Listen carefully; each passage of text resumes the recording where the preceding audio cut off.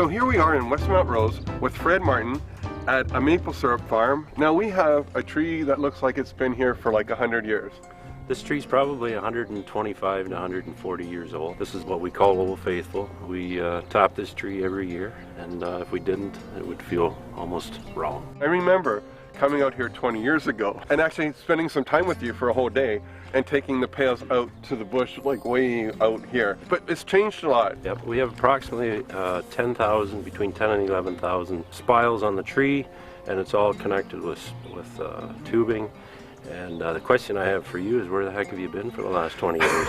Now, it drips, and it doesn't ever come out in a flow. It always just drips, right? That's correct. On an exceptional day, they just about run drip after drip after drip. So we might get 2 to 3 gallons, and we might fill this bucket in one day's time. So we're taking about 1 to 2% of the sap. The tree, if the atmospheric pressure is right, will create a gas within the tree. And a tree this size will probably send up anywhere from 150 to 250 gallons of sap in a day. Wow. And then at night, what happens is usually the atmospheric pressure is different, the air temperature drops, you freeze, and then it actually becomes like a vacuum in the tree, and it pulls the sap back down through into the root system again, and waits for that next proper weather condition to allow it to recharge and send sap up again. Now, when you tap the tree, does it hurt the tree at all? What we have switched to are what we call the health spiles. They're a much smaller hole that we drill, and a good healthy tree, that hole should be healed up in anywhere from 3 to 6 months. Okay. So it's no different than you pricking your finger or whatever. And it does create scar tissue, but it is not harmful to the tree at all. So not only do you have to wait on Mother Nature for the sap outside, but you also have to wait for inside too to make sure everything works. Depending what day, what the atmospheric pressure is that day, determines what your boiling point is. Syrup does not come from the tree. It would be very nice if it did. It takes a lot of boiling to eliminate a lot of that water out of the sap to end up with a maple syrup. So now tell us a little bit. So this is the big evaporator, and then we have a smaller evaporator here. How does the flow usually go? After the sap has gone through our reverse osmosis machine, it's pumped into an overhead storage tank, which then feeds the big evaporator. It's flowing back and forth through these channels, and as it gets closer to the end, it's getting thicker and thicker. When it gets up to approximately 216 to 218 degrees Fahrenheit, it comes down through this pipe into the small evaporator. And then this small evaporator is where the science happens. We want our syrup to get to the desired level of 66.5 bricks, and that is what is officially declared maple syrup in Ontario. And so we put it in this little flask here, and we test it with our hydrometer.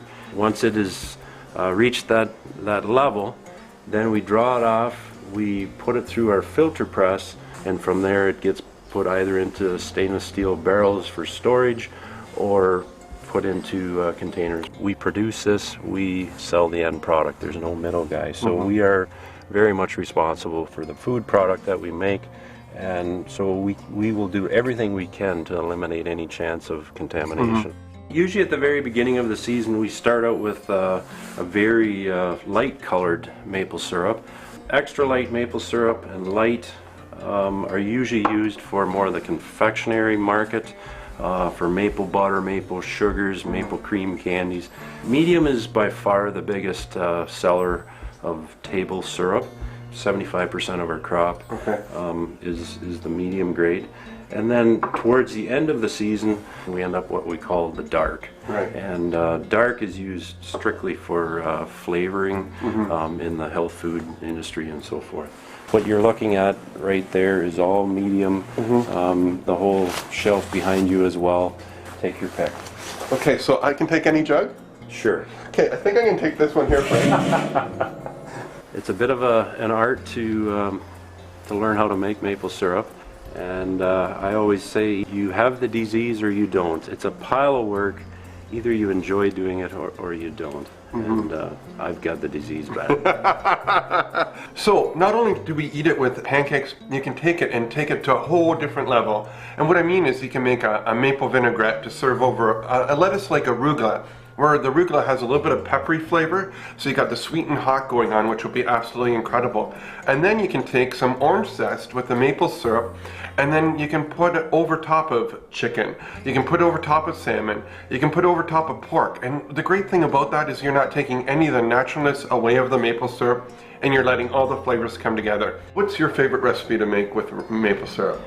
Actually, it was kind of a fluke incident. We were boiling syrup one day, and it was a long day, and we ordered in some pizza. So we took a little bit of maple syrup and we drizzled it over our slices of pizza, and it's wonderful. You need to try it sometime. Well, there we go. So everybody can try a little maple pizza. Absolutely. The dish that we're having right now is something that your wife Judy made, and has been an old Mennonite recipe for years, and it's called an egg cheese, right? That's correct. This egg cheese is made with milk, a dozen eggs, 2 cups of buttermilk, some salt. And then what you do is you bring the milk up to just before it starts to boil, and then you add the eggs. And as you add the eggs, you're going to get all this curdling happening, and then you take the curds off that to make the cheese.